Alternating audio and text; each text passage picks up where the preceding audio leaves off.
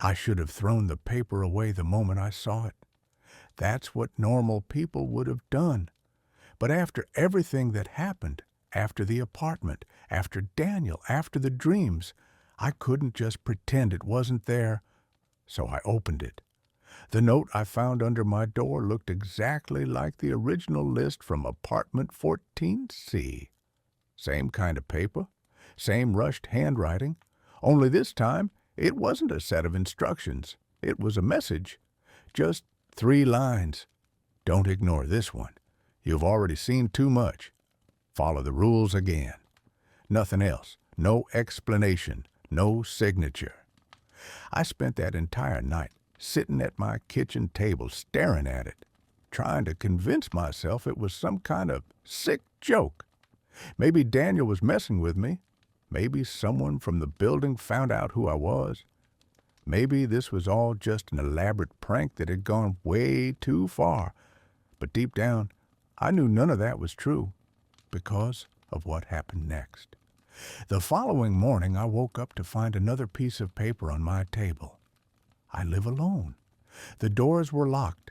The windows were closed, and yet somehow it was there. This one looked more familiar. It was a list, a new list. At the top it said, "Rules for where you live now." I don't remember sitting down. I don't remember picking it up. I just remember reading. Rule 1. Do not tell anyone about these rules. Rule 2. If you hear knocking after midnight, count the knocks. If there are more than 3, leave immediately. Rule 3. Do not look into mirrors when you wake up at night. Rule 4. If you see something in the corner of your room, pretend you didn't. Rule 5. Never ask where the lists come from. I stopped there because I realized something horrible.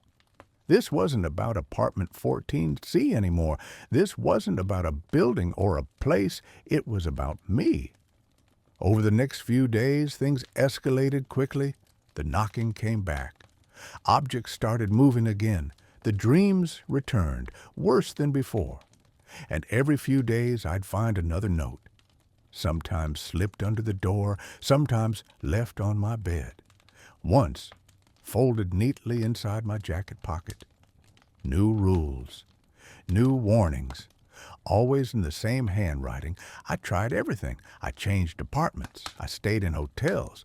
I even drove to another city and slept in my car for a week. It didn't matter.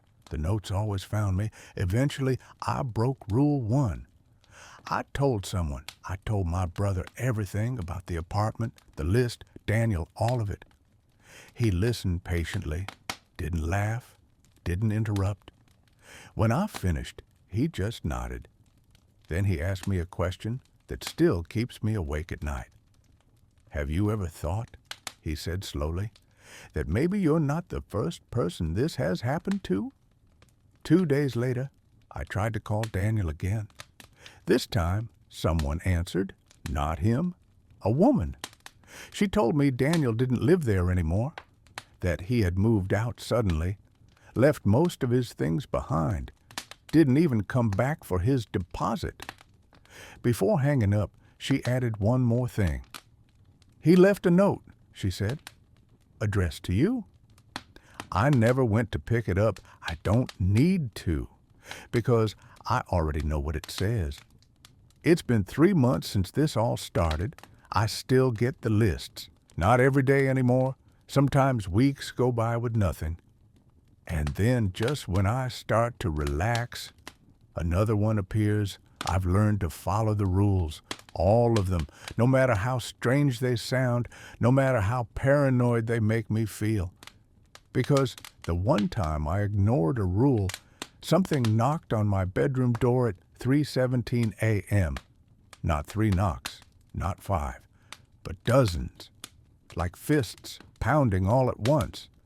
So if you're listening to this, and one day you find a strange note where you live, don't laugh at it, don't ignore it, and whatever you do, don't assume it was meant for someone else. Some lists don't belong to places. They belong to people. And once your name is on one, it never gets crossed off.